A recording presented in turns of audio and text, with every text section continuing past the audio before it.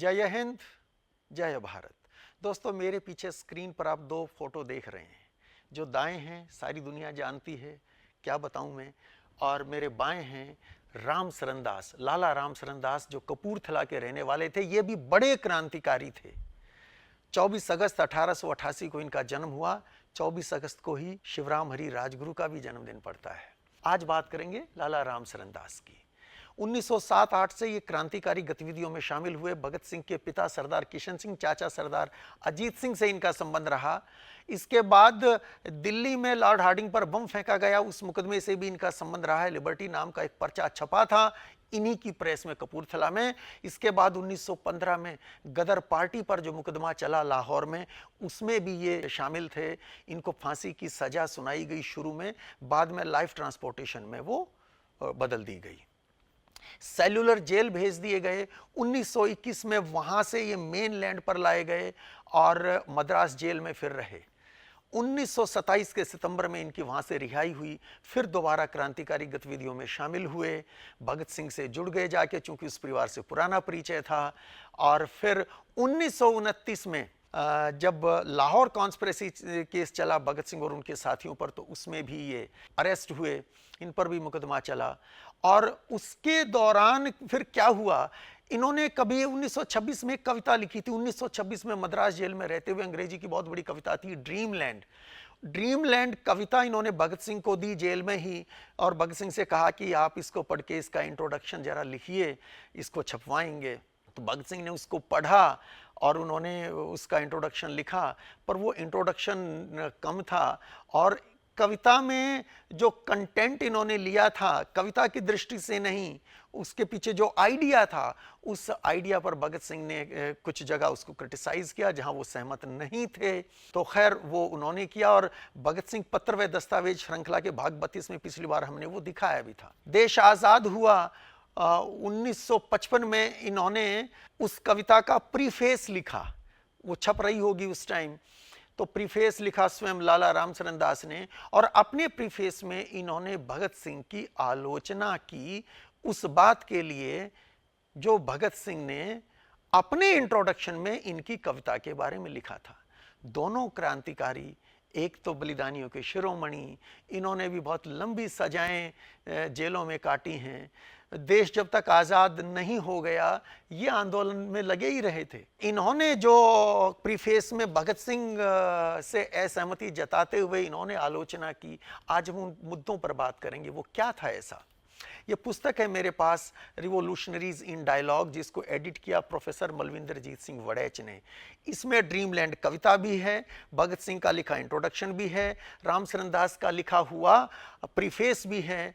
लाला राम सरन दास पर जो मुकदमे चले उसमें उनके जजमेंट वगैरह वो भी इसमें हैं। तो बहुत अच्छी किताब, आप चाहें तो इसको खरीद भी सकते हैं।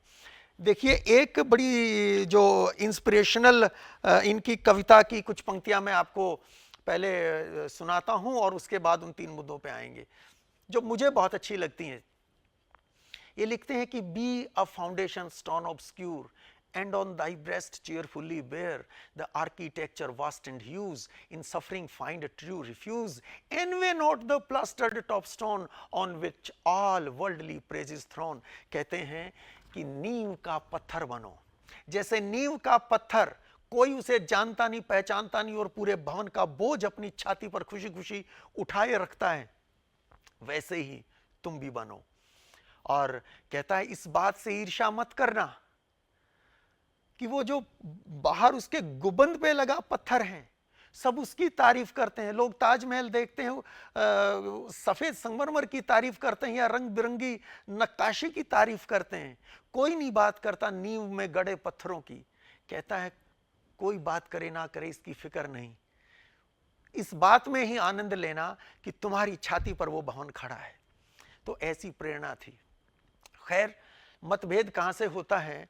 मतभेद हुआ, इन्होंने इस कविता की शुरू की पंक्तियों में लिखा था, wife children friends that me surround were poisonous snakes all around, they hissed if I moved left or right, ready with deadly fangs to bite. कहते हैं पत्नी, बच्चे, मित्र जहरीले सांप थे जो मुझे काटने को हर वक्त तैयार थे। ऐसा क्यों कहा इन्होंने? भगत सिंह ने जो अनुमान लगाया होगा, जैसी जानकारी भगत सिंह के पास रही होगी इनसे बातों में से जो पता चला होगा, तो भगत सिंह ने लिखा अपने इंट्रोडक्शन में कि ये वो ज़माना था जब बाकी साथी क्रांतिकारी जो इनके साथ मुकदमों में अरेस्ट हुए वो अंडरटेकिंग दे के छूट रहे थे, तो वो कहीं ना कहीं इस बात को लेके एक डिप्रेशन भी मन में बनता होगा, पत्नी बच्चों की याद भी आती होगी। तो इस बात से सहमत नहीं है रामचरण दास, तो इन्होंने पहले तो कहा कि ये सही नहीं था, ये मिसलीडिंग है ऐसा मानना उनका। और ये कहते हैं कि 24 अगस्त 1926 को मुझे अपने पिता और पत्नी से एक पत्र मिला जिसमें मुझे ऐसी सलाह दी गई थी कि आप भी अंडरटेकिंग दे के बाहर क्यों नहीं आ जाते। तो कहता है मुझे बहुत अपमानजनक लगी थी वो बात, और उसके बाद कहता है मैं परेशान रहा, पर कोई डिप्रेशन नहीं था मुझे। 26 अगस्त की रात, यानी कि 2 दिन बाद रात को अचानक मेरी आंख खुली 11 बजे, और एक कविता की 2 पंक्तियां मुझे वो नींद में ही सूझी थी, और मैंने देखा कि ये तो बिल्कुल सही मीटर में आ रही है। उसके बाद बैठ गया, मैंने 10 पंक्तियां और लिखी, और फिर अगले 2 महीने 3 महीने तक वो लिखते रहे, अक्टूबर तक लिखते रहे, और 1328 पंक्तियों की वो कविता पूरी तैयार हो गई, ड्रीमलैंड। तो इनका कहना था कि भाई ये कहना गलत है कि मैं किसी डिप्रेशन में था। दूसरी बात जिस पर सही मायने में मतभेद हुआ वो ये है कि रामचरण दास वो जिस ड्रीमलैंड, जैसा कविता का नाम है ड्रीमलैंड, स्वप्न लोक, सपनों का देश, ये कैसा देश देख रहे थे कि कैसा देश होना चाहिए, तो उस देश के बारे में रामचरण दास ने लिखा था। मैं कुछ पंक्तियां, बहुत इंपॉर्टेंट पंक्तियां मैं पढ़ देता हूं। Hence the army, navy and police, the keepers of the public peace, the medical man and scientists, the authors, editors and priests, from chief minister to the clerk, none is paid for his public work, all public servants and the priest work daily for 4 hours at least, in farms to earn their livelihood and thus by labor earn their food। इस पर भगत सिंह सहमत नहीं थे। लाला रामचरण दास अपने dreamland में कह रहे हैं कि वो ऐसी व्यवस्था होगी जहां जितने भी सरकारी कर्मचारी हैं, वो चाहे पुलिस वाले हों, चाहे वो क्लर्क हों, चाहे वो चीफ मिनिस्टर हों, चाहे वो डॉक्टर्स हों, चाहे साइंटिस्ट हों, ऑथर्स हों, एडिटर्स हों, प्रीस्ट हों, ऐसा देश होगा। वो सरकारी कर्मचारी हो या जो भी हो, कोई भी हो, वो प्रीस्ट की भी बात कर रहे हैं, एडिटर्स ऑथर्स की भी बात कर रहे हैं, कहते हैं हर किसी को अपनी रोटी कमाने के लिए 4 घंटे रोज खेत पर काम करना होगा। अब इस बात से भगत सिंह सहमत नहीं थे। भगत सिंह कहते हैं कि यह सही नहीं है। कहते हैं कि एक सेलर है, एक नाविक है, वो अपना शिप लेके जा रहा है भारत से। अब ये एग्जांपल मैं दे रहा हूं, भगत सिंह ने एग्जांपल नहीं कोट किया वहां पे। सपोज भारत से ब्रिटेन एक शिप जा रहा है गुड्स लेके, तो उसका जो नाविक है वो जो काम कर रहा है, कैप्टन है उस शिप का, वो जो काम कर रहा है उस शिप को लेके जा रहा है, कहता है ये कम मेहनत का काम नहीं है, कम इंपॉर्टेंट काम नहीं है कि वो इसको छोड़ के कोई टापू ढूंढेगा क्या समुद्र में कि मैं वहां 4 घंटे जाके खेती करूंगा। और एक साइंटिस्ट अपनी लेबोरेटरी में एक्सपेरिमेंट कर रहा है, उसका वो एक्सपेरिमेंट मानवता के लिए कितना उपयोगी हो सकता है, क्या उसको छोड़ के 4 घंटे वो खेत में जाके हल चलाएगा? कि ये बात सही नहीं है। लेकिन भगत सिंह के ऐसा कहने से भी लाला रामचरण दास सहमत नहीं थे। इन्होंने अपने ढंग से उसको जस्टिफाई किया। इनका कहना यह है कि देखिए, मैंने ये नहीं कहा कि उनका काम इंपॉर्टेंट नहीं है, साइंटिस्ट का काम इंपॉर्टेंट नहीं है या सेलर का काम इंपॉर्टेंट नहीं है, लेकिन शिप के ऊपर भी तो कुछ छोटी छोटी मशीनें रखी जा सकती हैं, 4 घंटे उस पर पसीना बहाए कैप्टन, ऐसा अपने प्रीफेस में लिख रहे हैं लाला रामचरण दास। और साइंटिस्ट के लिए कहते हैं, क्या साइंटिस्ट सारा दिन लैब में ही रहते हैं, एक्सपेरिमेंट ही करते हैं? 6 घंटे ज्यादा ज्यादा, और इससे ज्यादा कितना कर पाएंगे? तो कहते हैं 4 घंटे निकाले जा सकते हैं खेत में काम करने को। तो ऐसा लाला रामचरण दास इस विषय पर सोचते हैं। भगत सिंह यहां कह रहे हैं कि ऐसा सही नहीं है, उसका काम भी उतना ही प्रोडक्टिव है। भगत सिंह कहते हैं इशू ये नहीं है, इशू ये है कि हमने सोसाइटी ऐसी बना दी जिसमें मैनुअल लेबर जो कर रहा है उसको छोटा मान लिया गया, और जो बैठ के कमरे में कागज कलम के साथ काम कर रहा है उसके काम को बड़ा मान लिया गया। प्रॉब्लम यहां है। भगत सिंह कहते हैं इससे हमको बाहर आना होगा। मैनुअल लेबर भी देश के लिए उतनी ही इंपॉर्टेंट है जितनी वो साइंटिस्ट की। हम उसका भी सम्मान करें, हम इसका भी सम्मान करें, ये भी वेल पेड हो और वो भी वेल पेड हो। ये भगत सिंह के व्यूज थे।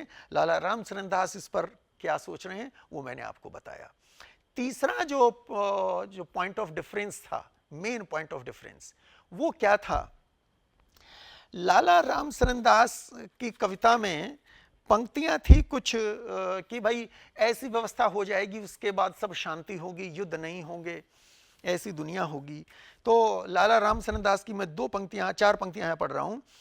Therefore in my kingdom on the earth peace reigns in every home and hearth, no bloody wars and no thunder of guns, no slaughter, no plunder।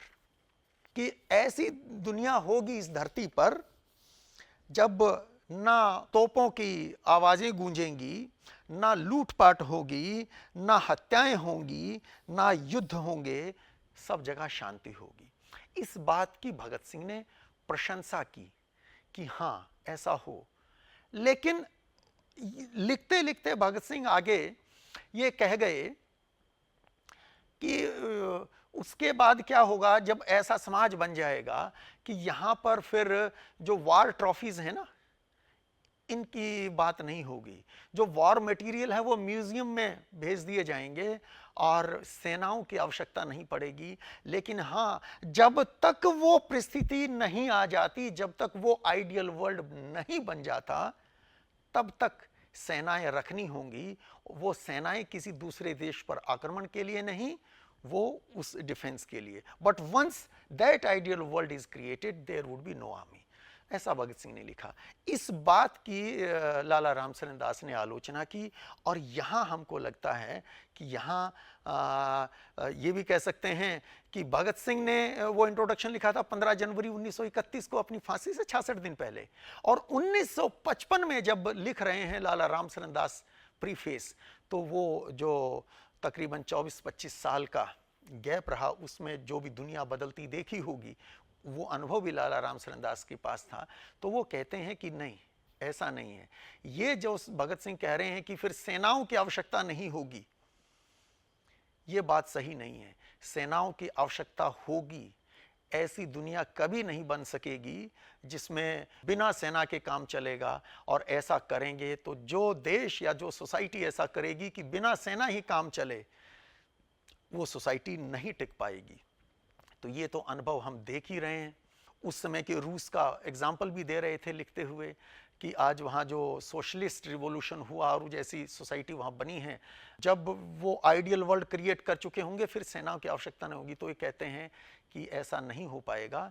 तो बात तो सही है। लाला रामचरण दास जैसा कहते हैं, आज 2024 में हम देख रहे हैं कि कहाँ है दुनिया में ऐसा कौन सा देश है जिसको ज़रूरत नहीं है बिना सेना के। ऐसी दुनिया तो शायद कभी नहीं बने। बहुत अच्छा, इसका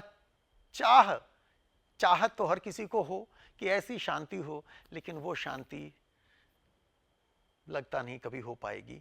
तो दोस्तों, ये थी बातचीत लाला रामचरण दास की लिखी कविता ड्रीमलैंड पर, भगत सिंह द्वारा उस पर लिखे इंट्रोडक्शन और स्वयं रामचरण दास द्वारा लिखे प्रीफेस के बारे में। आपको ये बातचीत कैसी लगी कमेंट बॉक्स में लिखकर ज़रूर बताइए। और चाहें तो ये किताब शायद अमेज़न से मिल भी जाएगी, आप खरीद भी सकते हैं। आज के लिए इतना ही। बहुत बहुत धन्यवाद। जय हिंद, जय भारत।